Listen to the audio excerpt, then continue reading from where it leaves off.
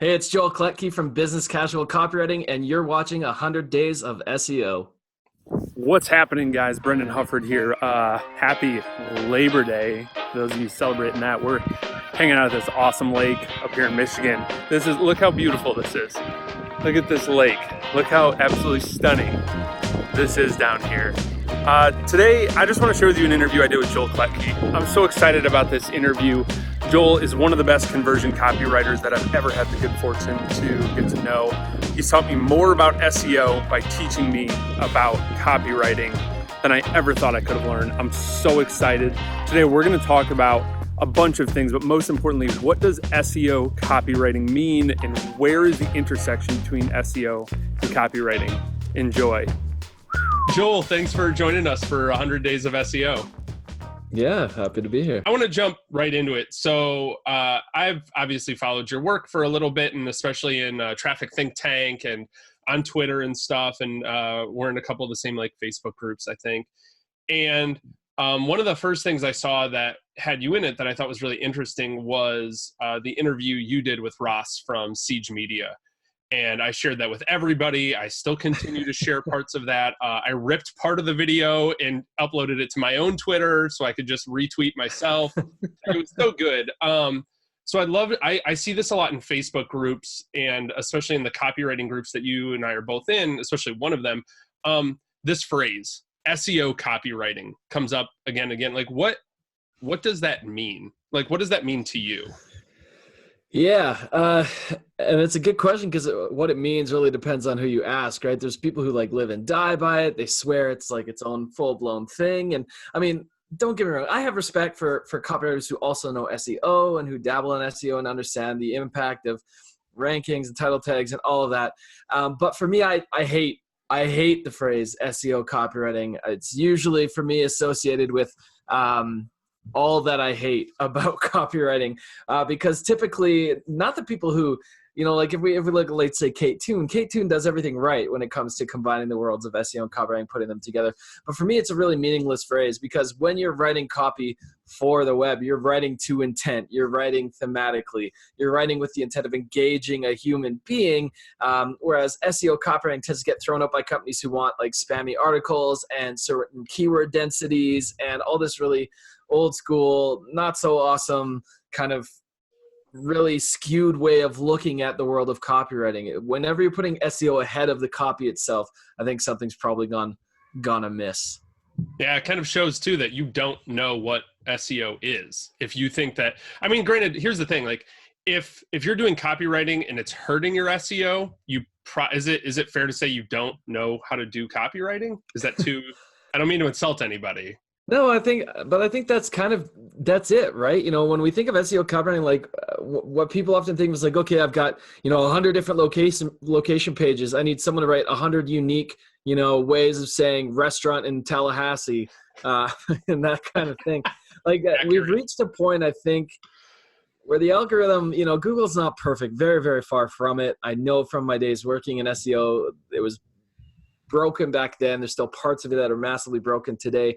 But I feel like we've reached a point where Google does a good job of understanding what a page is about, what themes are linked, where if they are considering, things like engagement, then they're looking at time on site and where people navigate and how they do that type of thing. I mean, that can all be determined. But if you're writing in a way that's actively hurting you, you just don't understand copywriting in and of itself. And if you're writing great, compelling copy, then odds are good you're going to tick a whole lot of the boxes for SEO anyhow. So while there are elements, to me, SEO is a consideration. It's not the end goal. And I think that's the thing that bothers me most is that SEO is something you bake into the copy. It's something you consider when you write, but it shouldn't be the ultimate end goal. The end goal is not to show up. The end goal is not to rank for a thing. It's to deliver a message and to communicate some sort of value. And so I think that's where the thorn in my side comes from SEO. The words SEO copywriting or the field of SEO copywriting is if showing up is the end goal, if SEO is the end goal, I feel like your priorities have gotten really skewed somewhere along the way. Yeah, and if you run a business and you think that putting a phrase in your H1 tag is going to be the thing that really does it for you, right, I think you've also got some misaligned goals too.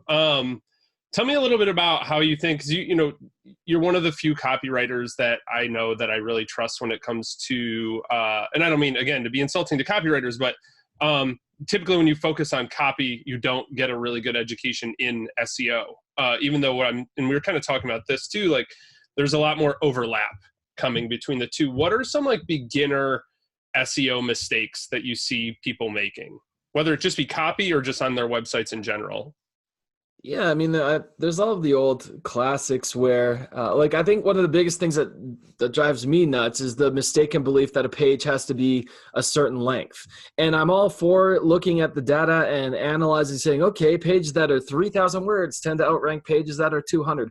The problem is when that's the focus for your SEO, you're completely ignoring, like, are those 3,000 words valuable? And when you're putting a word count ahead of, again, the experience of the copy, the message of the copy, the conversion elements of the copy, then your priorities are out of whack. So I think that's a huge one, is companies are like, no, the homepage must be this many words and we need to have this certain keyword density. So I think that's a big mistake. I think another huge mistake is kind of, you just alluded to it, right? Copy has a place, a massive place in SEO, but the mistaken belief that there are things that absolutely must be there. Like, you must have your keyword in the H1. It's got to be there. Or, you must have like a very formulaic title tag. I think a lot of beginner SEOs forget that SEO is like a multiple factor practice. There's lots of different things happening in conjunction. So you have to know how to bend the rules in places. And if you've got a really strong backlink profile, then you've got some leeway to be a little bit more playful in your copy.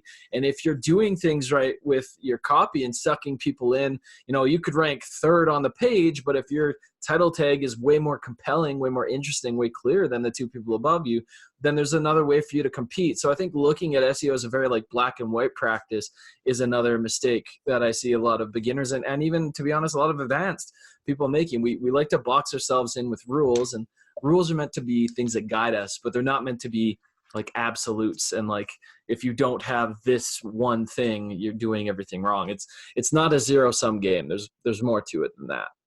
Yeah, I think it reminds me of a couple things. Ahrefs put out a really cool thing about like ranking factors, and they showed throughout like a bunch of data sets. It's far from scientific research, but it's better than nothing. Right. That the thing that really moves the needle for rankings is links, far more than is your keyword in your H1 tag or whatever. And the other thing too is I've seen time and time again all these interesting case studies of people who get to the first page and then find ways to influence click data, whether that be bots or you have a viral YouTube video that says, hey, go Google this, or you're talking about something and then people go and Google it and then they click you and you might be ranking 5th and all of a sudden you're first and you never leave the first position because you're just getting more clicks. Like, once you're on the first page, like the click-through rate, I think, is becoming, not that links don't matter and things like that, but the click-through rate matters quite a bit once you're on the first page for something, especially in something super competitive like Chicago web design, which is an arena that I play in, or, managed WordPress hosting or something like that, right? Yeah. I've been out of the SEO game for some time now. I certainly keep my finger on the pulse of it, and things are changing and they're always testing and trying new things. That much I know. But I think for me, what it really boils down to is it doesn't matter if you show up, if showing up once people click through, that experience is terrible, or the copy doesn't sell them, or you're making the wrong claims. And that's why I think, yes, it's smart for copywriters to have some basic fundamentals of SEO. Does that make you a quote unquote SEO copywriter? Do I think SEO should ever be like the top priority, like the winner in a debate between conversions and SEO? I'll wear my bias on my sleeve. I feel like conversion should win that battle each and every time. Like, I'd rather rank worse and sell more than rank better and sell less. It doesn't make a whole lot of sense for me to reverse the two. So I think at the end of the day, what it boils down to for me is like, yes, like get informed on SEO and learn, the factors and understand, but realize that those are just one more tool in your toolkit. They're not the be all end all. And at the end of the day, what we're doing with words is having conversations, sending messages, and hopefully communicating something of value.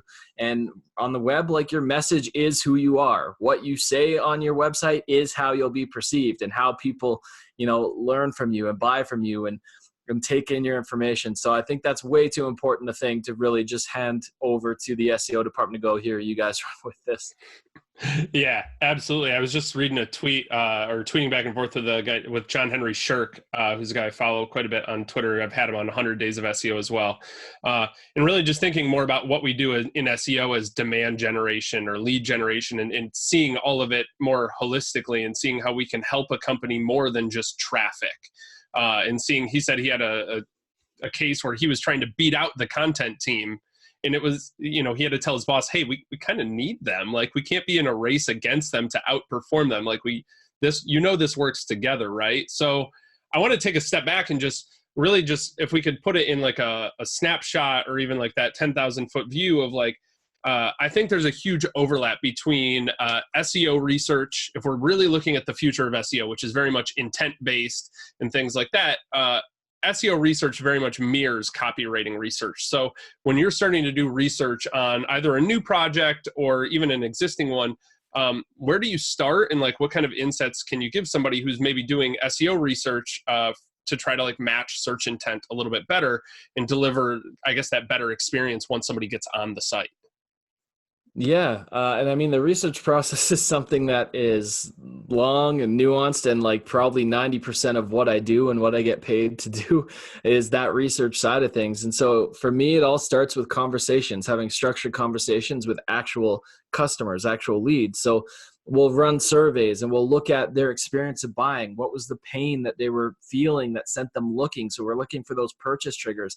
And the overlap for SEO is the way that they talk about that pain and the way that they describe those triggers. That's going to open up a whole new world of things, not only to consider ranking for, but ways to talk about it on the page, avenues to go down, places to show up.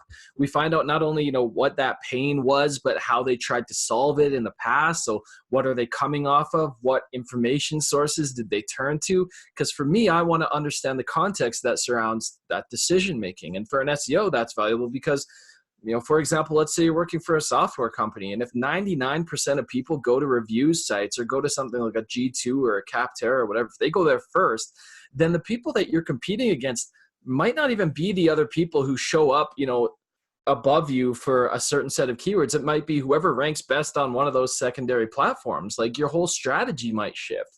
So we look at surveys, we look at interviews, we look at the qualitative side to really understand someone's journey.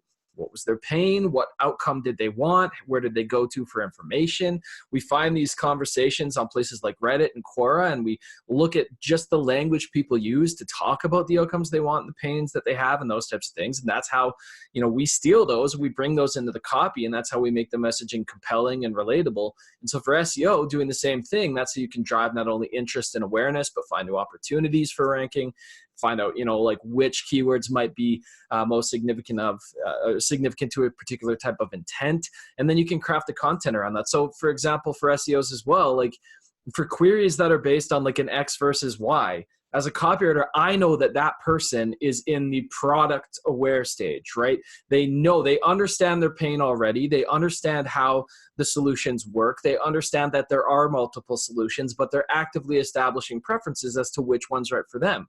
So if we start off that page with a paragraph about, what link building is, like if somebody was searching for X link building vendor versus Y link building vendor, and your page that you ranked for on that phrase started with a what is link building snippet, you lose because a person already knows that. You're giving them shinfo, information that they already have. It's not helpful to them. So when we understand the intent, then we can craft the experience, then we can drive the sale. And when you're doing all of that, when you're the most relevant, useful piece of content that's ranking for that, then you deserve to be there. And that's what Google wants to see. And that's hopefully what gets passed around and shared naturally by humans too, because it's actually legitimately valuable. So it stops being a game of like, do we have the H1 in the headline, and more a game of like, do we answer this question the best? And I know that there are those like links still matter. There's still black holes and black hat and all these different things that you could do to cheat the system. But at the end of the day, we have more aligned and more in common than we do disparate. It's not copy versus SEO. We are pulling in the same direction. So there's the whole qualitative side and then the quantitative side, which I think we'll also both look at. Things like recorded sessions. What sections do they look at? What sections do they ignore? Looking at analytics, like where they land on this page, where do they go next, to understand for me what gaps are in information. And for an SEO, like where do we need to interlink, or where do we need to make this clear, and that sort of thing. So there's a lot of overlap between the two and a lot of different benefits that come out of doing that type of research on both fronts. Yeah, I just saw a thing from my buddy Matt Giovanisi was like, he's trying to get people to sign up for his email list from his blog posts. And he was like, so he built out this great autoresponder to push for the sale. And he was like, didn't help anything. He goes, and then I just started putting the products on the page and all of a sudden sales went up. And I was like, well, he's not dumb, but it's like, well, people are further down the funnel than you thought they were. You thought they needed to be nurtured, and you didn't realize that like the buyer intent at this point on this article was real high. Awesome. Joel, I really appreciate your thoughts. Thanks for coming on 100 Days of SEO. Yeah, thanks for having me. I think it's a great project. I'm excited to see who else you'll feature. You've had some smart folks like John Henry on, and I think it's a cool initiative. So thanks for having me on.